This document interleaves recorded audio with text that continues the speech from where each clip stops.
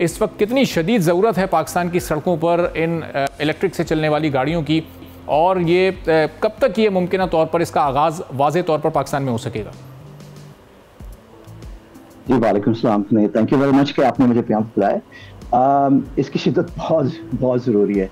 ये जो पिछले 1-2 महीने में हम हर दफ़ा देखते हैं कि स्मॉग के जो अलामत हैं वो कितने जो है बढ़ चढ़ के एकदम से आते हैं, स्पेशली लाहौर के अंदर और दूसरे शहरों में। ये ऐसी चीज़ नहीं है कि जो कि सिर्फ 2-3 महीने ही चलता है और बाद में हमारा ठीक होता है। ये सारा जो आलूदगी वगैरह है ये सारा साल चलता है। ट्रांसपोर्ट की वजह से जो आपके जो एमिशंस होते हैं ना, जो कार्बन डाइऑक्साइड एमिशंस और इस तरह की चीज़ें होते हैं, वो आपके तकरीबन पूरे टोटल एमिशंस के कोई 50 से 60% जो है वो आपके ट्रांसपोर्ट से आता है।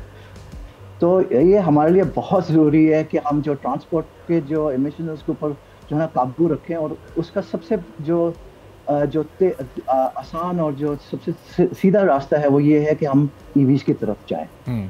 अब इस साल में जो है 2024 में पिछले 2-3 साल में हमारा नेशनल ईवी पॉलिसी बनी थी 2019 में कि हम जो है ना इलेक्ट्रिक व्हीकल्स को लाएंगे, और पाकिस्तान का एनडीसी होता है जो कि हमने यूएनडीपी के साथ किया था, जिसमें हमने प्रॉमिस किया था कि हम जो है ना 30-50% अपना रिडक्शन करेंगे।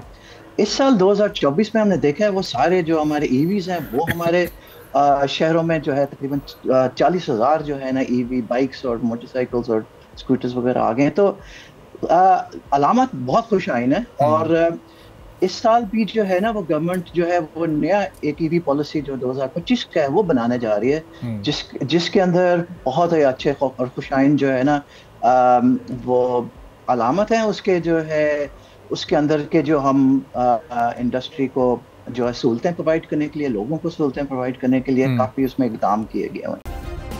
सब्सक्राइब करें और बेल दबाएं ताकि कोई खबर रह न जाए।